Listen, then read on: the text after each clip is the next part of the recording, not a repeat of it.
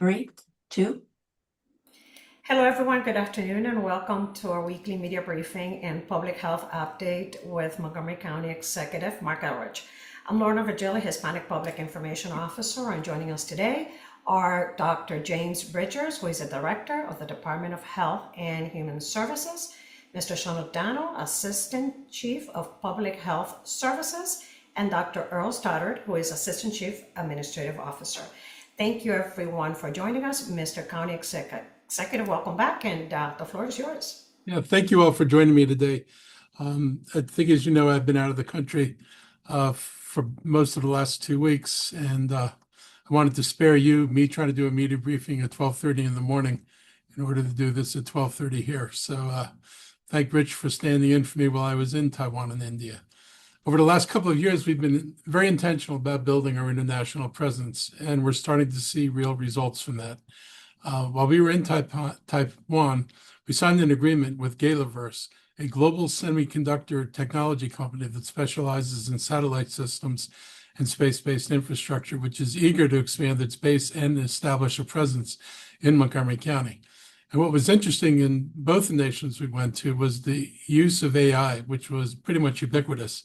In India, we were at this very large tech show, and we attended and we got to see hardware and software solutions that are being introduced.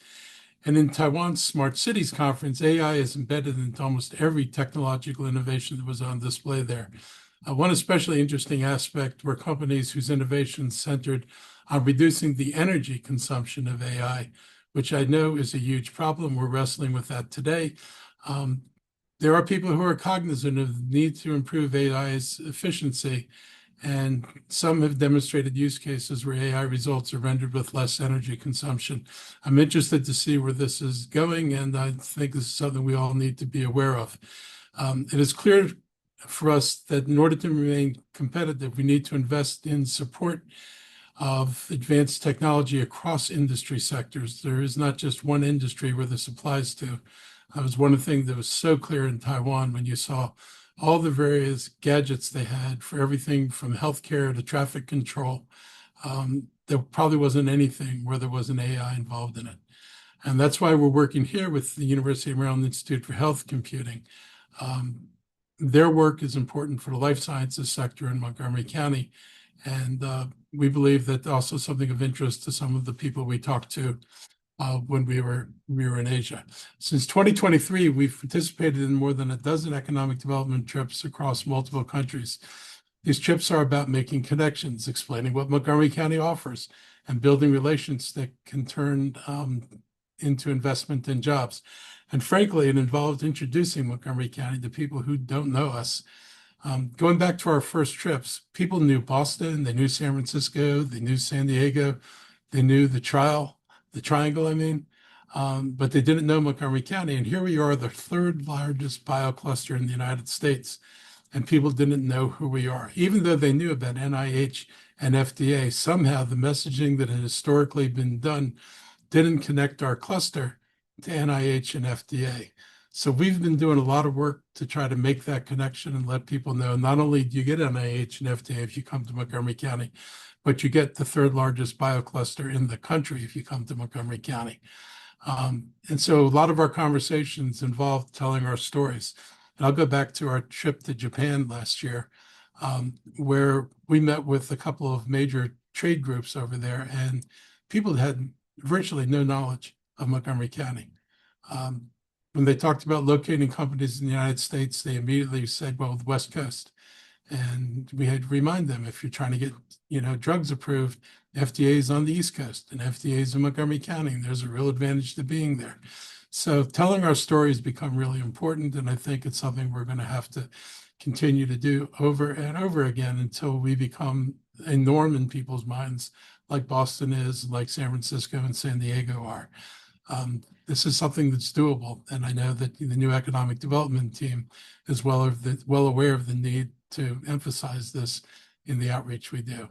We've already seen companies from places like India, Taiwan, and South Korea establish a presence here, and others are in the pipeline as they complete fundraising or are expanding into U.S. markets now. We've also signed agreements with international partners to support business development and create pathways for companies to enter Montgomery County. These trips also benefit our local businesses. More than 30 county-based companies have joined us on these missions, building their own partnerships and expanding into global markets. This work takes time, but it's how you grow an economy, by building relationships, staying engaged, and making sure Montgomery County is part of the global conversation. While I was away, I was happy to learn that the United Kingdom-based company Risk Ledger will open an office in the county.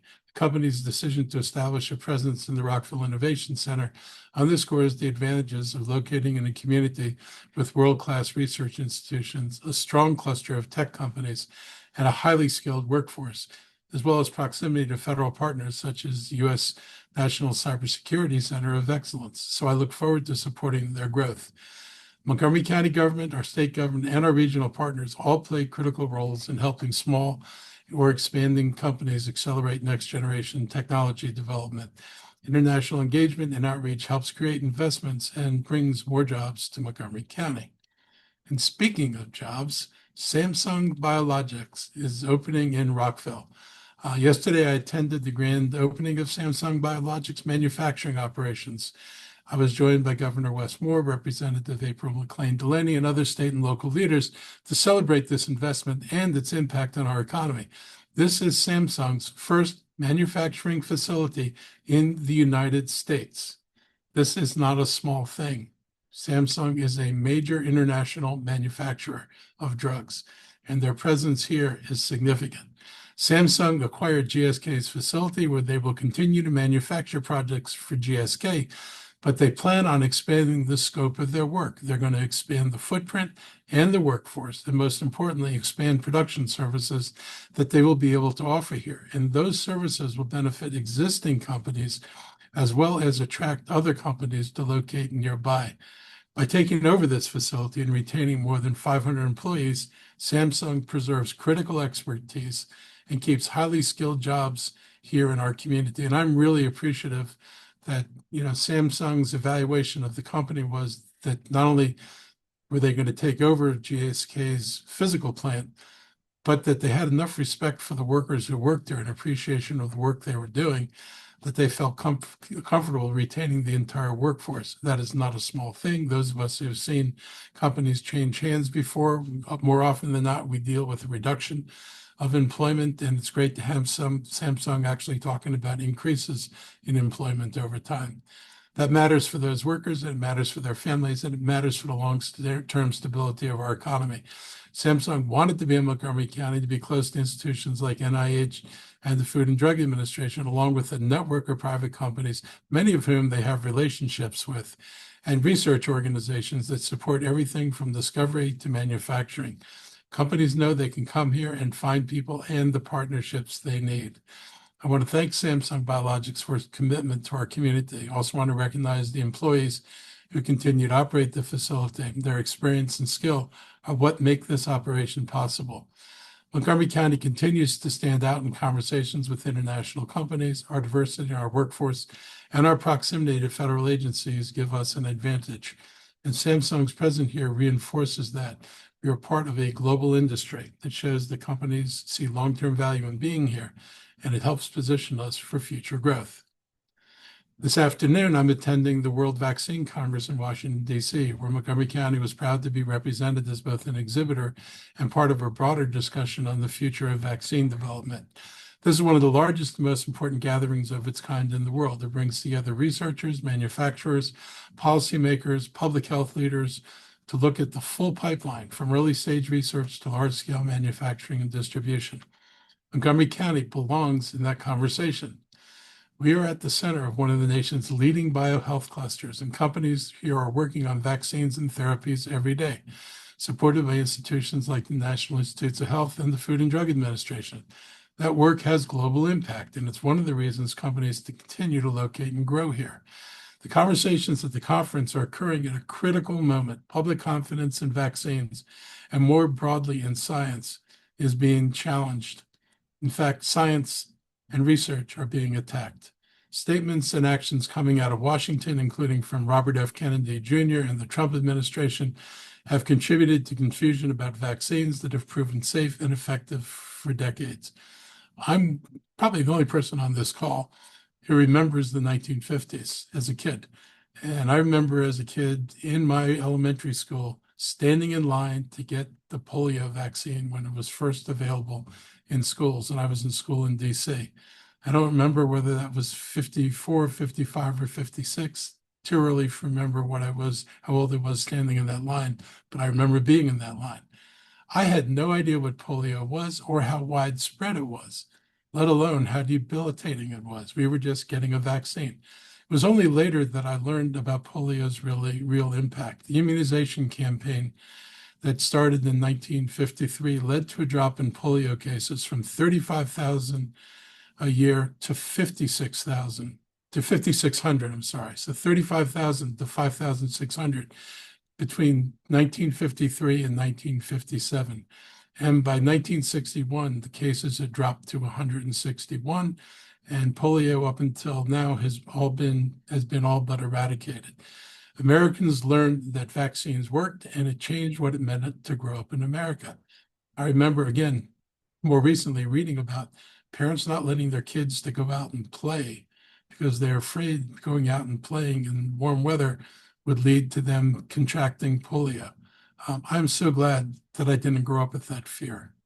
We dealt with mumps and measles, but they didn't have that kind of impact of growing up as a kid and having to worry about was I going to be paralyzed for the rest of my life. So I'm thankful I was spared that. But it also makes you aware of just what a hold polio had over the United States and other countries until it was eradicated by vaccines, which makes the tragedy of this moment in the federal government all the more appalling because we know what good vaccines do. And it's a shame that the federal government can't bring itself to wrap its head around it. What we're seeing now today has consequences. Diseases like measles, which has largely been eliminated, are reappearing. Vaccine hesitancy over shots we've routinely taken is going to worsen public health. It's another administration to undermine trust in science and research. And it's dangerous because people will get sick and die because of the misinformation coming out of Trump and Kennedy. As we close out this year, respiratory virus season, and its onset with another new COVID variant, I asked Sean O'Donnell to share with everyone some of the latest updates on vaccination levels and challenges and initiatives, as well as resources. So I'm going to stop, turn it over to Sean, and thank you for being here. Thank you, Mr. County Executive. I'm going to go back to something we did a while back and share my screen to show you all some data. And while I don't recall the polio vaccine lines, I do recall the COVID vaccine lines that we had. What I'm going to show you is a little bit of data we have on as we sort of near the end of the respiratory virus season, where we are, and these come from the Maryland dashboards. And Montgomery County is right up there with Howard County for some of the highest flu vaccination rates in Maryland at approximately 39%. We'll probably get over 40% before all is said and done, which is pretty good. It's similar. Last year, we were about 42% for the season for flu. This is just with Immunet records. So there probably are some folks who have gotten those vaccinations outside of Maryland. It may not show up in our Immunet records. So the true rates are a little bit higher. Want to also share now where we are with vaccination records for COVID. Those are much, much lower. Again, Montgomery County is one of the highest vaccinated counties in Maryland at almost 12%, but you can see across the state, the statewide vaccination rate's only just under 8%. And a lot of this, we believe, is because it's become more difficult to get the COVID vaccine. I think most of you remember when Montgomery County was well in the high 90 percentile for vaccination rates for COVID. But that was when COVID vaccine was free, was widely available throughout the county from county partners and other partners. You did not have to have any particular type of insurance to get it. Now, if you don't have insurance, it can cost you between $100 and $200 to get the COVID shot. And if you do have insurance, you can get it for free. if you go to a place that supports your insurance. So it's just become a lot more difficult to get that shot, unfortunately. And this is something within public health we'd like advocacy to make it easier. To give you an idea of who's getting the vaccinations, it's a little bit higher towards our seniors, which is good. Those are the folks who generally need it the most. But everyone can benefit from having an annual vaccination. Many of you have heard of the latest variant, the cicada variant, and this is still an offshoot of the Omicron variant. The existing vaccine still should provide some protection against it. It remains to be seen how much the new variant differs and how it might be able to evade some of that immune protection, but it's still within the same family tree as the vaccines we have available now. Uh, I also want to talk about what are we doing in public health for this. Many people are aware of all the vaccinations that come out for school-age kids, the vaccine for children, and indeed that's how most of the vaccines are given are to child-age individuals. There are some vaccines that are dedicated for adults, such as the shingles vaccine.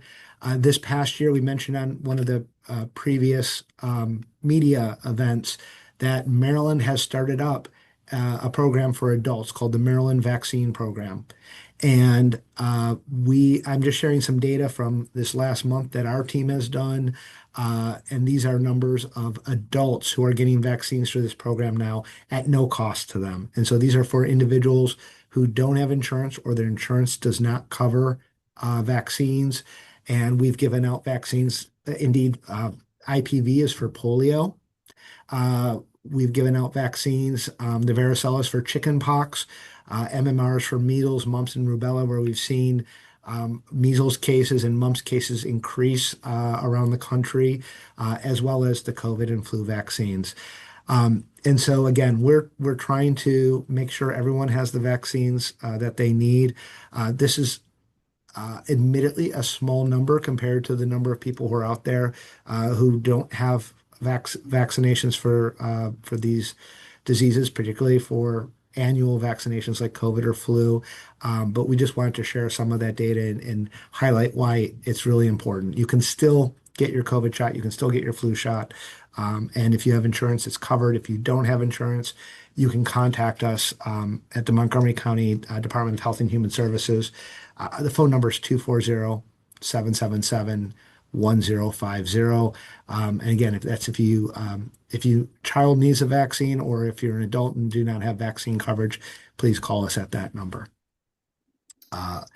So with that, I'd like to turn it back over to the county executive and happy to answer questions after the rest of his presentation. Okay, so that's what we'll do right now. We'll take some questions regarding the economic mission as well as vaccines, vaccination, and the World Vaccine Congress. Members of the media, please raise your hands if you have questions regarding those topics.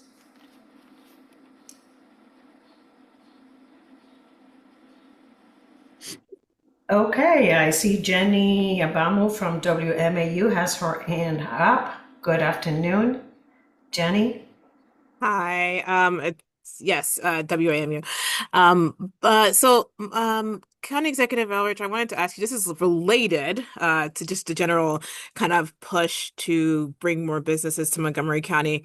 I noticed that there's a lot of different legislation on different types of permitting reform measures, whether, you have the council president's goal to like reduce the time that permits are required for businesses to enter. And then you also have some housing permitting reform things that are going on in the state to offer more certainty for businesses and developers. I'm really curious, County Executive Elrich, what's your stance on kind of the permitting reforms that be taking place to kind of offer different things to businesses to drive incentives for them to come Um, here?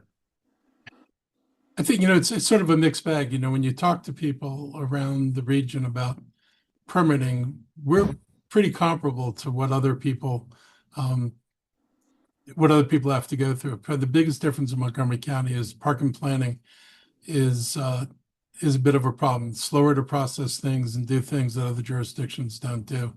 And Montgomery County is cursed with a dual approval system, which none of this legislation addresses, which is basically you have to get parallel approvals from the planning board and from the county government. And so in a lot of areas, this leads to delays in getting permits approved.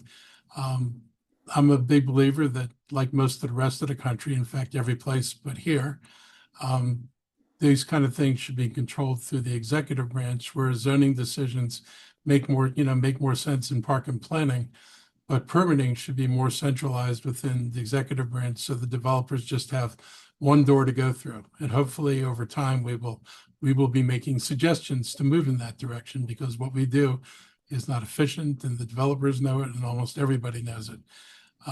Park and planning is not happy with that, but it is what it is. I think the other stuff, anything you can do to try to narrow down times, as long as the effort to narrow down times matches the investment we make in staffing in the agencies that are supposed to do this. So if we're asking a department to turn something around, and you know that those departments are handling multiple applications, you want to make sure they can turn things around more rapidly. They need to have people available to do that. And you don't want the result to be that you take time away from dealing with other applications that aren't prioritized, so that their situation gets worse in the name of making prioritized developments go a little bit faster. I think all these things can be worked out. I think conceptually the legislation makes a lot of sense. We've done a lot of reforms in our permitting department already. We've got a dashboard. People can actually see how we're performing. So be very happy to see, how we implement this, and just make sure we don't sacrifice one group of people for another group of people. Can I just ask one quick follow-up? When it comes to the Maryland Housing Certainty bill, you put Yeah. a comment on there about your concerns related to the permitting reform that they wanted to do, where they kind of wanted to, I guess, secure interest for developers, etc. I'm curious if you could comment on that a little bit. I think, I haven't seen the latest iteration of this. But, our concern was locking up. You can do things too early and you can do things too late. I think the principle of not letting a jurisdiction change the rules after an approval is a good one. And I know this was not targeted on Montgomery County. It was targeted on other jurisdictions where a project might come in and people decide they don't like the project, and so they change the rules, so the rules of the game change. And that's not something that we should do. So I was more than happy to see changes to the legislation so jurisdictions can't do that. I can say that, Montgomery County has not gone around changing the rules on zoning in order to change what can be built.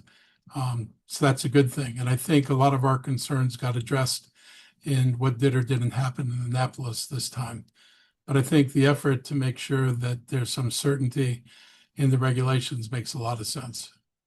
It costs money. I mean, if you take somebody all the way, which goes to my point about this dual approval system. If you had a clear one set of approvals from the county government, you know that the day you walk into the office, you know that the day you walk out.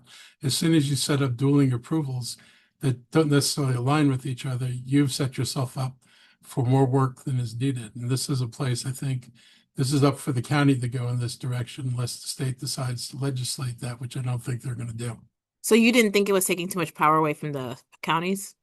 I don't worry about limiting the time and ability to change the rules. Okay. I mean, that's something you probably shouldn't have the power to do. I think the zoning stuff is, where we had more qualms about changing the zoning. I mean, we've tried to, I'll talk a bit more about this, but we've produced like over 9,000 affordable housing units in the 7 years I've been here. We are committed to building affordable housing in this county. And it may or may not be true about other jurisdictions, but we're certainly deep into this. And this idea that simply building more housing produces affordable housing is just patently false. I mean, the best they could argue is it might lower the increases, but when you already have rents that are unaffordable, the difference between a 6% increase and a 4% increase is meaningless to a person who can't afford the rent in the first place. Same thing with lowering the price on a unit. If a house is, $1 million and you lower it to $950,000, it's again meaningless to the people who have the least ability to acquire housing. So these bills never focused on or had tools or mechanisms to generate affordable housing. And that was, my biggest concern, coupled with the fact that there are places where if you took advantage, for example, of some of the things the council's done, you'll actually lose affordable housing with no provision to replace it. That's where I have my disagreements.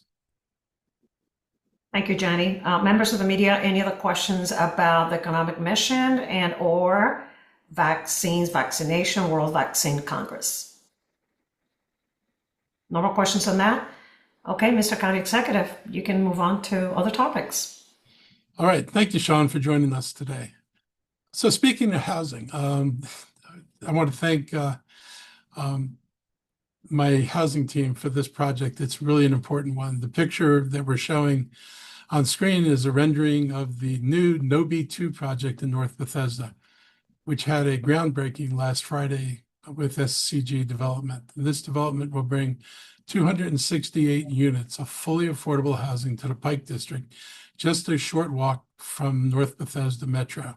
And that location matters. When we talk about transit-oriented development, we're talking about putting people close to jobs, transportation, and services so they can take advantage of the opportunities around them. And we all know that a lot of young people going into work cannot find any affordable housing in the county. If you try to go to Bethesda and you're new in the workforce, even if you're in a professional job, it can be very challenging for you to afford apartments that cost $2,500 or $3,000 a year for a studio or one bedroom, let alone something bigger than that. And so building this affordable housing in a place that we're hoping to be a job center, and we're really focusing, for example, on the development at the Metro in North Bethesda. Having these units is really important for the people we hope will be working there. That's why the location matters. What stands out here is the level of affordability. These homes are being built for residents earning between 30 and 70% of area median income.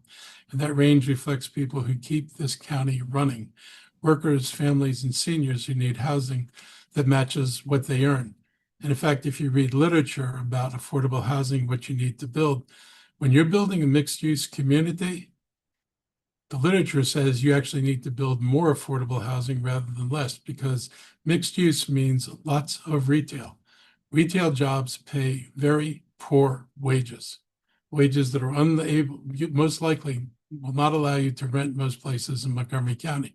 So if you're going to build development that requires a lot of low-paid workers, you also need to develop more affordable housing for those workers so they can actually afford to be here.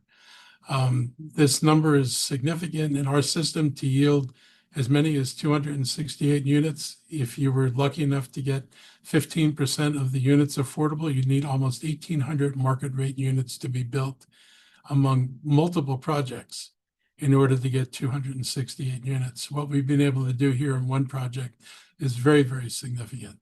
The county made a significant investment to help make this happen, including $38 million loan from our Housing Initiative Fund, the largest permanent financing agreement we've done to date.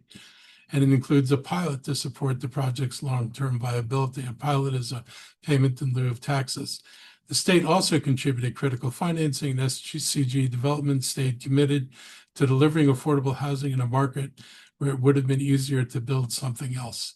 This project is part of a broader transformation in North Bethesda, and that growth is important, but it only works if people can afford to live nearby. We've been focused on producing, preserving, and protecting affordable housing across the county. Since 2019, we've helped create or preserve more than 9,000 affordable homes here. And I've proposed $100 million in the FY27 budget in order to continue that work. No B2 reflects what happens when we stay focused on the fundamentals, housing people can afford in places where they can succeed. And I appreciate the work of Dr. Bruton and his DHCA team and SCG for getting this project done. It expects to be open in the summer of 2028. Finally, I think right before I left for Taiwan and India, I transmitted my FY27 recommended budget to the council. The council will be holding public hearings on April 7th, 8th, and 9th. I strongly encourage residents to participate. This year's budget was challenging. Costs are rising, revenues thanks to the Trumpian impact on the local economy, are now predicted to decline from our previous projections. They are not projected to be less than we previously had, but they are projected to not be as much of an increase as we were hoping for. And, I remind people that over the past, I guess, 5 years now, we've run surpluses as high as 17% in the county. So we've been generating revenues beyond our projections. This is the first year in a while where the revenue projections were lowered by the state in light of what the changing economy due to the work the president is doing. Thousands of jobs have been lost, more are being threatened. Companies have shuttered, and all of that has an impact on county revenues. Trump promised to shift responsibility to programs to the states. He was very clear about that. He talked about the federal government is not going to do X, Y, and Z anymore. These are things the states are going to have to do. He did not send any money over with the shifting responsibility. In fact, money that we had previously from the federal government for doing the services at our level don't come with the shifting responsibility. The responsibility comes with the cost. And all of this was done to save federal dollars in order to create massive tax cuts for the wealthy. So the very wealthiest people in this county are getting amazing tax cuts at a time when the county is looking at reduction in tax revenues and serious impacts on our services. Now the state and to extent the county have to replace the reduced funding, or we face the closure of important social programs. And that includes schools, where cuts might be necessary in order to bring the budget to a balance without any new taxes. You can see this impact even more with the state. Their situation with Trump is even more dire than ours because they get more federal money than the county gets. And we've been targeted. It's pretty well known that Maryland and Montgomery County have been targeted for some of the most severe cuts of the Trump administration. At the same time, we've seen an increasing demand for services across the board. In this budget, we focused on protecting the fundamentals, starting with our schools. The budget fully funds the Board of Education request, provides $3.8 billion for Montgomery County Public Schools, an increase of nearly $190 million over last year, with the county's contribution increasing by $179 million. That's more than half of our tax-supported budget.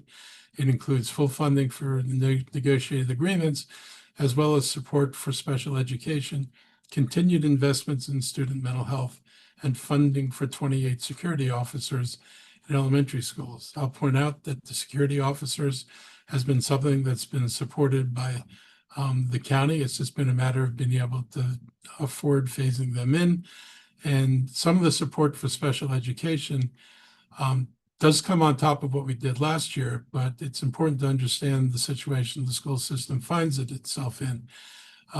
Montgomery County has become a landing place for people who want to get their kids special education services from the private sector.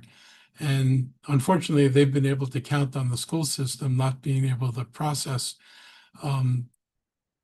service requests for kids as quickly as they're supposed to, which has led to automatic requirements that parents be allowed to get their services from outside the county at an enormous expense to the county.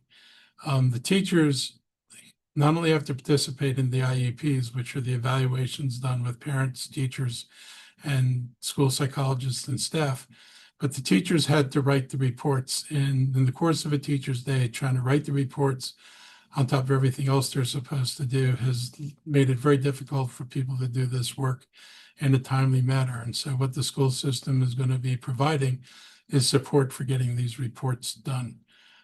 They believe in the long run it'll save money. If the reports are done on time, the school system will not be forced to put as many kids into private placements, which will save the school system substantial amounts of money. These are not cheap. So we agreed with the assessment the school system had made and what the benefit of this would be. I want to show you this chart below, which gives you an idea of what's happened to Montgomery County funding of public schools, because a lot of people say to me, well, what happened to public schools? And you can see between 2002 and 2010, we had a pretty steady increase in school funding, both the amount of money the county put into it, but also the amount of money the state put into it. The gray line includes state and county money, and the blue lines represent county dollars that are contributed to the budget.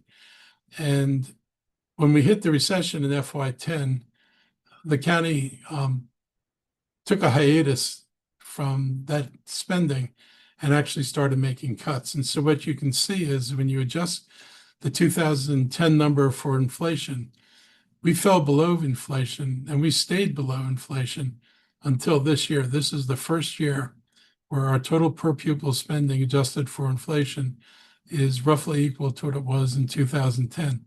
And that's partly due to the state, because you can see by the blue line, our share is still not as large as it was in 2010. But when you combine it with the increases in state money, we are in fact back at 2010 levels. This is an important thing because all those years in between, when we're looking at this declining amount of funding that was going to the schools compared to where we were in 2010, it was a period of the schools becoming more diverse, having higher levels of poverty, having more kids struggle with disabilities, and basically being more difficult to teach in while having less resources to do the teaching. It had a negative impact on the quality of education in the county.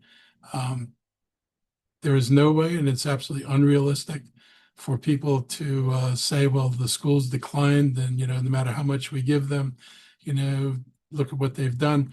You've got to understand what goes into teaching and what's involved, particularly when you're dealing with the effects of poverty. We didn't have this issue if you go back 50 years when the county was pretty homogenous and pretty middle class and working class and did not have much poverty. When that changed, it changes the nature of teaching. And I've been in the classroom, so I know what this means. It's a real thing. And so putting in additional resources to help deal with the issues that are raised by poverty is something the school system recognized for a long time, and for years the county recognized as well. So I'm glad to see that if this budget passes, we'll be back at least to where we were in 2010. And I think we put ourselves on a sounder footing. The reduction in school funding from 2010, like I said, came with a lot of challenges to the schools. So hopefully we're in a better place. Superintendent Dr. Thomas Taylor said in his budget that this budget, quote, significantly increases operational funding for our school system and recognizes the essential needs of our students and staff, and that these investments are, quote, vital to ensuring every student has the tools to succeed. The Montgomery County Education Association also weighed in. Their president, David Stein, said this budget reflects, quote, real leadership and a deep commitment to students, educators, and strong public schools, and called on council to fully fund it. We've also continued to invest in early childhood education, including funding to help families access affordable childcare. Since 2019, we've invested more than $71 million in early care, created over 1,200 childcare seats, and supported hundreds of educators entering the field. Budget choices reflect real decisions you have to make. The council will be making these decisions about how we allocate limited resources, and those decisions are stronger when they're informed by the people who live and work here. I look forward to watching the public hearings next week, and I'm going to pause now and turn all this over to Dr. Stoddard to answer any questions on the HHS team with other updates, and then I'll take your questions.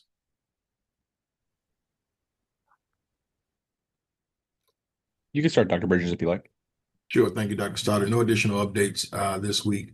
Mr. County Executive always promoting the great services that we provide. We understand that there may be mental health challenges in the community. So I remind the public and our viewers this afternoon of our 240-777-4000. It will continue to be a message as we navigate the challenges that are nationally and internationally out there that may cause some stressors and anxious times for individuals in the community. So thank you. I'll stop there and turn it over to you, Dr. Stoddard. I just want to talk briefly about a couple of, I think early successes with our the joint operations center model that we're trying to develop in Montgomery County with our police, fire, emergency management, and others supporting it. They moved into a shared space about a month ago, and it turns out they were doing some work in the space technology-wise when we had a couple of incidents earlier this week on Tuesday, the 31st. One of those was a, a double shooting that occurred inside of a townhouse in Clarksburg. And it turned out that, because fire rescue and police were in the center together, they were actually able to, in real time, access the body worn camera video of the first responding officer. And fire rescue was able to quickly identify that there were two victims and where they had been shot, and were able to assist with some direction on the tourniquet placement with the officer. And they were actually able to shave about 4 minutes off of the traditional response time by being in the operations center together, because they were actually able to identify that the scene was secure much more quickly than they would have if it had been relayed through the emergency communication center. And so it was an early success story from this effort that we're sort of, slowly undertaking. It's going to take us some time to fully develop this model out. It's not going to be, fully staffed 24/7 at this point, but obviously it shows the power of, the increasing technology that the county executive has worked with the council to continue to invest in public safety. And it shows that, that the use of that technology can have real outcomes, real improved outcomes for both victims and our first responders collectively. And so just wanted to highlight that as a sort of an exemplar of some of the efforts that we're undertaking in Montgomery County to try and make our emergency responses more efficient. Thank you, Dr. Stoddard and Dr. Bridgers. Members of the media, any additional questions this afternoon? I see Tom Fitzgerald, Fox 5 DC. Good afternoon, Tom. Your hand's up. Hi there. How are you? Good, good. How are you? Good. I just had a question about a piece of legislation that's being heard today in Annapolis. It's legislation which would allow for cameras at crosswalks in Montgomery County, in Anne Arundel County, and Prince George's County. And I was wondering, County Executive, if you had thoughts on this. Obviously, Montgomery County has been at the forefront of this kind of technology for drivers. This would be aimed at drivers who are violating crosswalks. But do you have any thoughts on this? And have you gotten any pushback from residents about the cameras in the county? So I haven't been briefed over this. Over the last 2 weeks while I've been gone, this has not been put on my table. So I would kind of reserve judgment, but we do know when we talk about pedestrian fatalities that sometimes these folks are in crosswalks and people just are not stopping. So it would be interesting to see what this experiment shows. I can only imagine that there would be a flood of tickets pretty quickly, because you see it all the time. And where you draw the line about when a vehicle can be in the crosswalk relative to where that person is probably going to make a lot of difference in terms of how how people react to it. So I will have to read the bill. Now that you've piqued my interest, I will do that. All right, thank you. Thank you, Tom. Mariam Shassad, Montgomery Community Media. Good afternoon, Mariam. Good afternoon, thanks. I actually had a question for Mr. O'Donnell, if that's okay. It was about something that you were talking about last week. I think I see him there. He's still here. Sean? Okay. Okay, I see him. Yeah, thanks. I think last week you were talking about the sediment testing that the county's working on with the state and DC Water around the Potomac sewage spill. But do you have any updates on that, or any details? Like what exactly is it that's being worked on? And also, what's the county's role in that? So thank you. Actually, we have conversations ongoing with our partners, DC Water, Maryland Department of Environment, Montgomery County Department of Environmental Protection, as well as our counterparts in Virginia.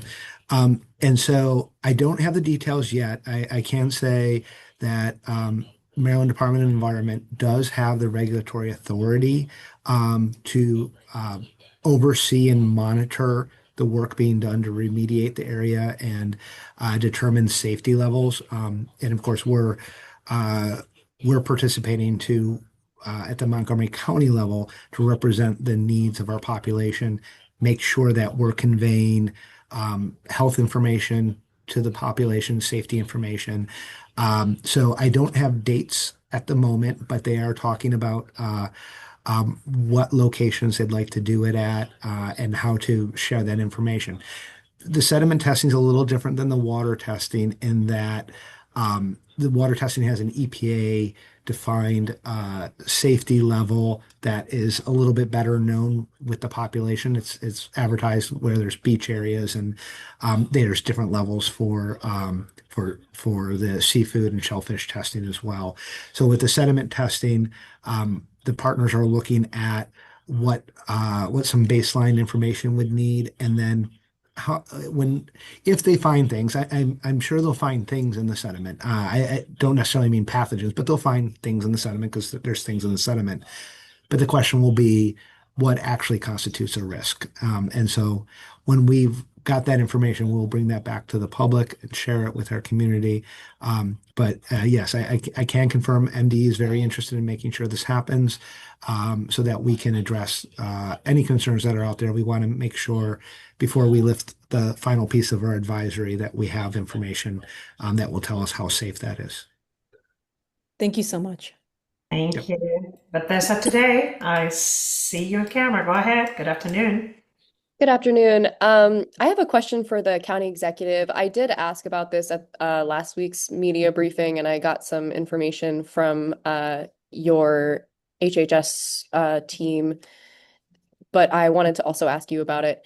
Last week, while you were overseas, the Maryland Attorney General's office's Independent Investigations Division released body camera footage of a incident that occurred where after an individual was released from Montgomery County Police custody, that he later died. I was just wondering, Mr. County Executive, have you seen that video? And if you had any reactions to it, if you have. So they are arranging for me to see the video. So you can ask me this question probably in a couple of days, definitely next week. I would just say, I haven't seen it. Some of the comments might be concerning, so I'm very interested in what's in there. And we're already looking at issues involving the response to it. So everybody is engaged and understands this is something that has to be taken seriously. Okay. Thank you. I will follow up. Okay. Thank you. You know where to find me. Somebody else had a comment? No? Okay. Members of the media, any additional questions this afternoon for the county executive and county officials? No more questions? Well, thank you for joining us. Stay safe. Have a great afternoon, and we'll see you next time. Bye-bye. Bye.